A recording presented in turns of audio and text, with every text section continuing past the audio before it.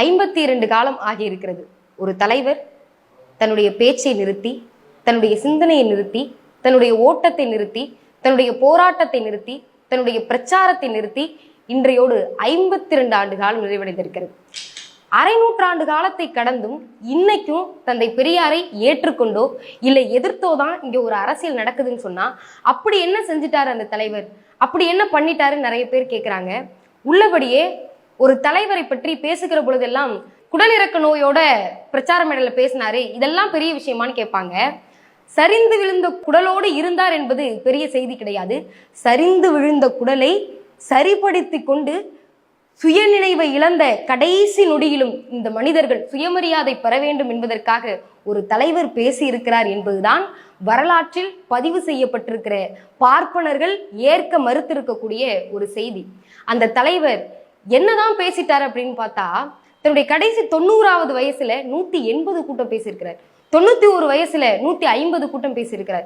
92 வயசுல 249 கூட்டம் பேசியிருக்கிறார். 94 வயசுல 229 கூட்டம் பேசியிருக்கிறார். தான் வாழ்ந்த கடைசி 98 நாட்களில் 42 பொதுக்கூட்டங்களில் பேசிய ஒரே தலைவர் அறிவுலக ஆசான் தந்தை பெரியார் என்று சொன்னார். அதனால்தான் இன்றைக்கு தமிழ்நாடு அவரை தலைவராக ஏற்றிருக்கிறது.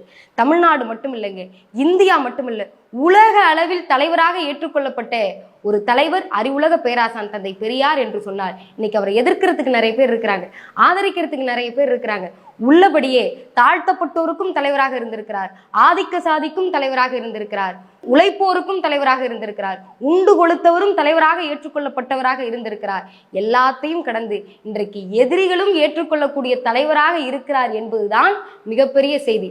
அப்படி என்ன எதிரிகள் ஏற்றுக்கொண்டார்கள் கேட்டா, நாடாளுமன்றத்துல பாஜகவினுடைய பாராளுமன்ற உறுப்பினர் அவர்கள் பேசுகிறார், இந்தியாவிலேயே ஒரே ஒரு மாநிலம் மட்டும் சனாதனத்தை ஏத்துக்காம நிக்குது, எதிர்த்து நிக்குது அப்படின்னு சொல்லி தமிழ்நாட்டை அவர்கள் இன்று கை நீட்டி காட்டுவதற்கு ஒரே ஒரு தத்துவம் தான் காரணம். அந்த தத்துவத்தின் பெயர்தான் பெரியாரியம். தந்தை பெரியார் என்ற தத்துவம் இங்கே இருக்கிற வரை பார்ப்பனர்களுக்கும் பார்ப்பன அடிவரிகளுக்கும் பாஜகவை சேர்ந்தவர்களுக்கும் RSS சேர்ந்தவர்களுக்கும் சனாதனத்தை திணிக்க வேண்டும் என்று நினைப்பவர்களுக்கும் தந்தை பெரியார் என்ற தத்துவம் எப்போதும் எதிரியாகவே இருக்கும்.